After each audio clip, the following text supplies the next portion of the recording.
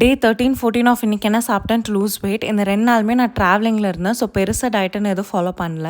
டே 13 morning பிரேக்ஃபாஸ்ட்க்கு 2 idli, லஞ்சுக்கு நான் நிலையம்ங்கிற ஒரு ஹெரிட்டேஜ் ஸ்டேயில் ஸ்டே பண்ணியிருந்தேன். அங்கே ப்ரையராக இன்ஃபார்ம் பண்ணிட்டோன்னா அவங்களே லஞ்ச் அண்ட் டின்னர் ப்ரிப்பேர் பண்ணிடுவாங்க. லஞ்ச் பார்த்தோன்னே எனக்கு செம்ம ஷாக். ஒரு ஒயிட் ஸ்ப்ரெட். நம்ம வெயிட் லாஸில் இருக்கும் போது இவ்வளோ ஐட்டம்ஸ் நம்ம கண்ணு முன்னாடி இருக்கணுன்ற மாதிரி இருந்தது. பட் நான் ரொம்ப ஸ்ட்ரிக்டாலாம் இல்லை, கொஞ்சம் கொஞ்சம் எல்லாமே ட்ரை பண்ணேன். நான் அன்றைக்கி சாப்பிட்டது வந்து லெமன் ரைஸ், பொடலங்காய் கூட்டு, கேரட் பீன்ஸ் பொரியல், சிக்கன் 65, சிக்கன் கறி, அப்பளம், அது கூடவே கொஞ்சோண்டு ரசம் ரைஸ்.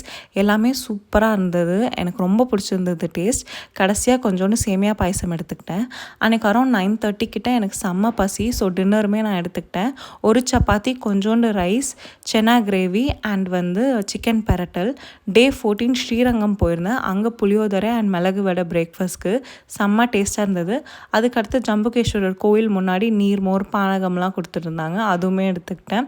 அதுக்கப்புறம் சின்ன வயசில் இந்த மிட்டாய் சாப்பிட்டேன். அது ஞாபகத்தில் நான் அது வாங்கினேன். பட் என்னால் அதை சாப்பிட முடியல. அதுக்கப்புறம் லஞ்சுக்கு நான் திருப்பி ஸ்டேக்கே வந்துட்டேன். இன்றைக்குமே ஒரு ஒயிட் ஸ்ப்ரெட், தக்காளி சாதம், அவரைக்காய் கூட்டு, சோயா கறி, அப்பளம், பனீர் 65, ரசம், புளிக்குழம்பு அண்ட் தயிர் எடுத்துக்கிட்டேன். கடைசியாக டெசர்ட் சாப்பிட்டு இன்றைக்கி டேவை எண்ட் பண்ணிட்டேன்.